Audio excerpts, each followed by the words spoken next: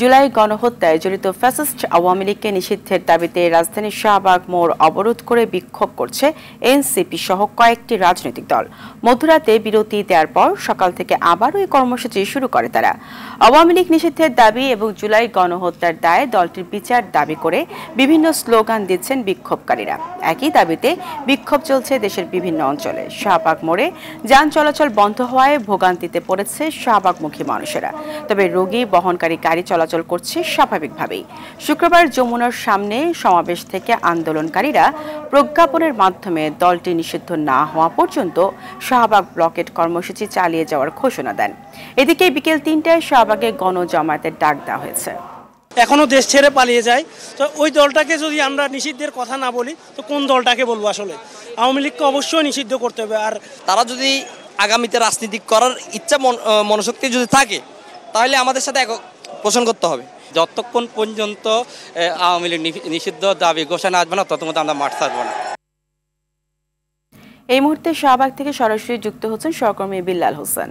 বিল্লাল, নতুন কি তথ্য আছে আপনার কাছে জানাবেন?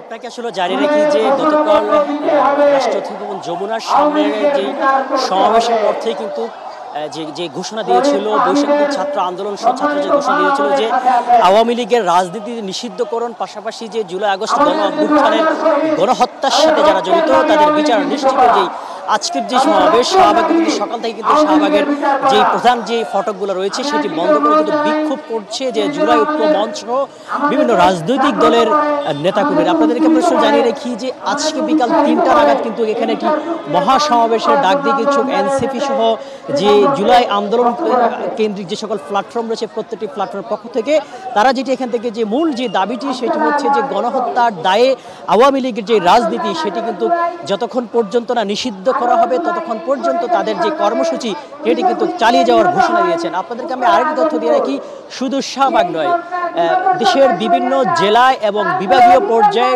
পেশারা ঢাকা শহরের যে আশপাশের যে গুরুত্বপূর্ণ কিছু স্থান সেখানে কিন্তু তারা এই বিক্ষোভ সমাবেশ কিন্তু করছেন। সেই বিক্ষোভ সমাবেশে তাদের একটাই দাবি যে কোনো মূল্যে হোক অন্তর্বর্তী সরকার যতক্ষণ না পর্যন্ত প্রজ্ঞাপন করে আওয়ামী লীগের রাজনীতি নিষিদ্ধ ঘোষণা না করবে ততক্ষণ পর্যন্ত তারা মাঠ ছেড়ে কিন্তু যাবেন না। আজকে এখানে কিন্তু আমরা দেখছি বিভিন্ন দল কিন্তু এসে কিন্তু সংহতি প্রকাশ করেছেন।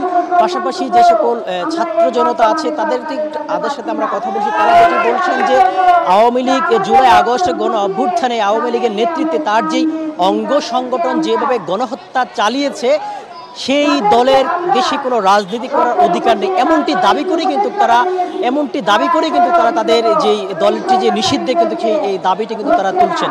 তো বলা যায় যে বিকেল ৩টা নাগাদ যে সমাবেশটি শুরু হবে সেই সমাবেশ থেকে আসলে বলা যাবে পরবর্তী কর্মসূচি তারা আসলে কি দেন সেটি আসলে আপনাদের মাধ্যমে জানিয়ে দিব। এই ছিল শাহবাগ থেকে আমার কাছে সর্বশেষ। বিল্লাল, আপনাকে ধন্যবাদ।